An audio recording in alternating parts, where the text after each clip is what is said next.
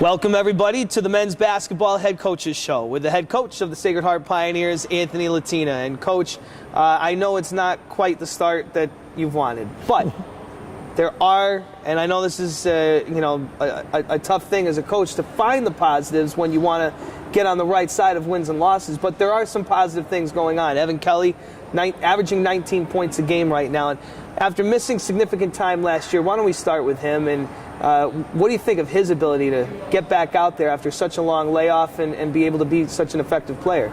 Well, we're very encouraged by his production, because when you take a whole year off, especially coming off of major injuries, so it's not like he redshirted and practiced.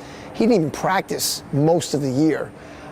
So we're very encouraged by that, because we think he's only going to get better as he gets more comfortable.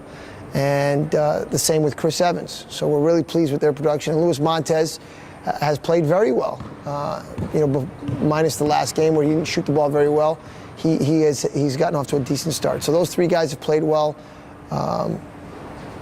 at a fairly consistent rate, but we need to be more consistent, especially on the defensive end. We've scored plenty of points to be a winning team, but we just haven't guarded very well. So we're really focusing on getting better defensively, stopping people getting the first rebound. If we can improve our defense and our rebounding, we'll have a chance. We've played some good teams. We've had some very tough games, a heartbreaker at Holy Cross, game that we were winning for most of the game, a very close game here at Brown that we kind of let slip away with about 2 or 3 minutes to go, and then against Yale, which was a two-possession game with about 6 minutes to go, and just we couldn't sustain it, and especially sustain our defensive intensity or defensive focus. Matter of fact, against Yale, we got a lot of stops, but couldn't get the defensive rebound, 3 possessions in a row. So we have to get much better defensively if we're going to be where we want to be. You talk about those defensive stops, the defensive rebounding. Yale's a big team. They scored 50 points in the paint in that game. You guys are guard-oriented. How can you use the guard-oriented kind of play to your advantage and try to do something about that area down low? Well, I think obviously when we have the ball, we're trying to be aggressive and push the ball up the court and use our speed in transition. So offensively, it can help us that way in terms of matchup problems. Defensively, they have to be peskier. They have to help our front court guys out. We're going to have to dig down in the post, sometimes double down in the post, and be a lot more active. But the post guys have to do a better job as well. So collectively, we have to do a better job. I don't know, and I talked to the team today in the locker room, I don't know if anybody has played even remotely up to their potential defensively. Like you said, we've had some very good offensive efforts, but defensively as a group and individually, we have a long, long way to go. And we've focused on that today, and we'll focus on that tomorrow going into the Fordham game on Saturday. I have a lot of respect for basketball coaches, because it has got to be so frustrating when you play a game against Holy Cross, the one you referenced, a 122 to 118 double overtime game. You can go back at that and look at probably 30, 40, 50 things that if 2 of them went your way, you're on the winning side of that.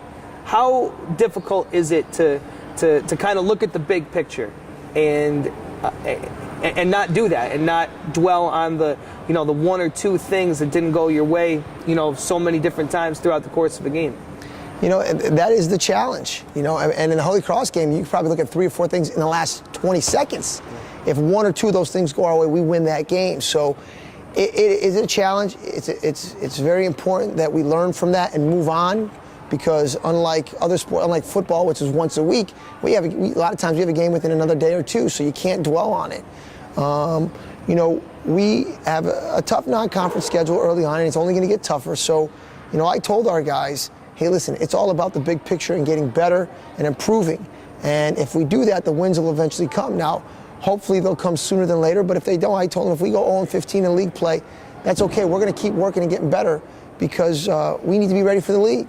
So it's tough. You have to stay positive with one another. You have to learn from your mistakes. You have to keep demanding effort and energy and enthusiasm, and have confidence in the plan. So that's what we're doing. It's not easy. There's a lot of sleepless nights for coaches, and the players as well. You know, we're going through this together. So we have to learn from it and work as hard as we can and represent, you know, this institution the best we can and believe that if we do those things, that the wins will come. And that's what we believe. All right, a couple of big games coming up, a couple of opportunities. That's how you got to look at it, right? A Yes. couple of opportunities to get back at it. Fordham, very good team. Boston College, of course, out of the ACC a couple days after that. Talk about what this opportunity of those games means for your team. Well, they're tough games. I mean, they're you know, games that they call guarantee games for people that don't know. But where schools to get home games will pay money. So clearly, those schools think they're, you know, playing an opponent they can beat. But our challenge is to not worry about the opponent. We have to do what we do and do it better and do it well and continue to improve in that area. If we do those things, we will be in the game and have a chance. I think in both games. Now, to win them, we have to put together a 40-minute game, a very good 40-minute game, in particular versus Fordham and Boston College. So, this is every game is an opportunity to improve, and no game is a must-win until you tell me if we lose that game, our season's over.